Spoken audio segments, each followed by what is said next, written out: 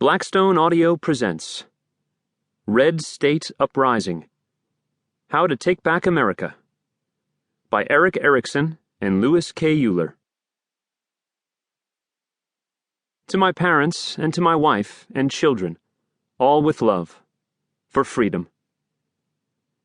Hebrews chapter 11, verses 13 through 16. Erickson. To my wife Cindy, and to our sons and our grandchildren, who deserve an America much more free and dynamic than the one we are confronting today. Lewis K. Euler. Forward. Reality check. They're all terrible. All of them. Democrats, Republicans, the so-called leaders of both parties do nothing but compromise away our freedoms. The good guys are few and far between and need reinforcements.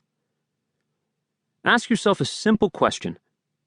When is the last time the Democrats compromised in favor of the free market? Can't think of one? That's because it rarely happens. It's always the Republicans who compromise in favor of big government.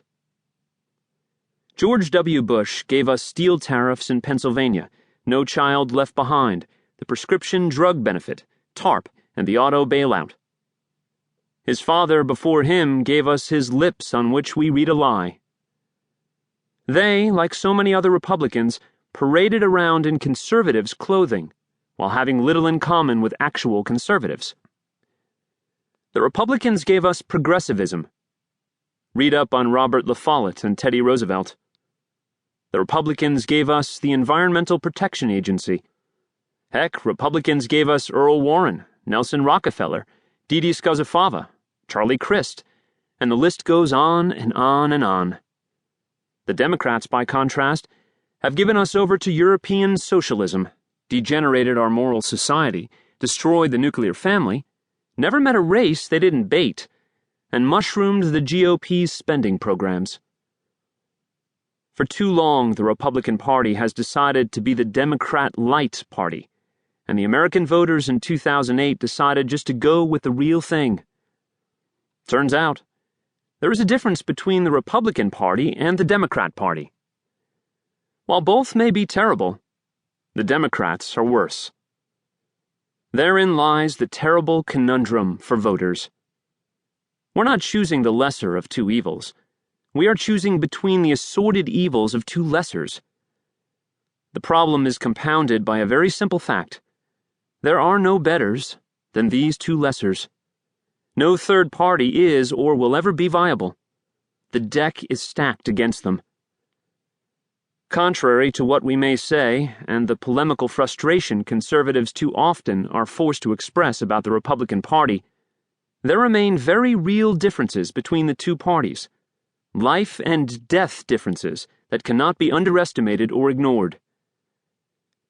It is easy to say both parties are appalling. They are. It becomes very difficult to figure out what to do about it. There is, however, a starting point.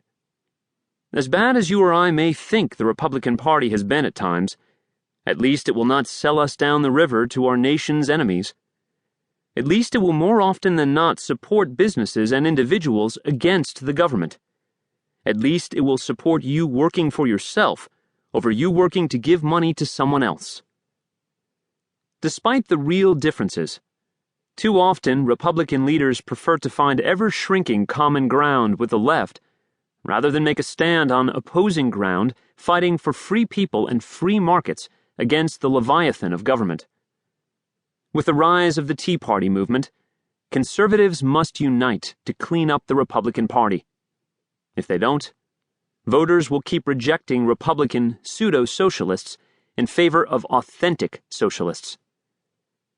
With the starting point being to clean house within the GOP, the next question is how.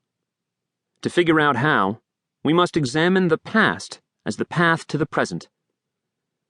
Both parties have used the tax code, spending, and power to reward their bases, enact their preferred social policies, and expand their own preferred government programs. Politicians of both parties have gone to Washington not to reduce its size, but expand what it can. To keep listening to this audiobook, I've left you a link in the description so you can do it, at no cost thanks to Audible's 30-day free trial.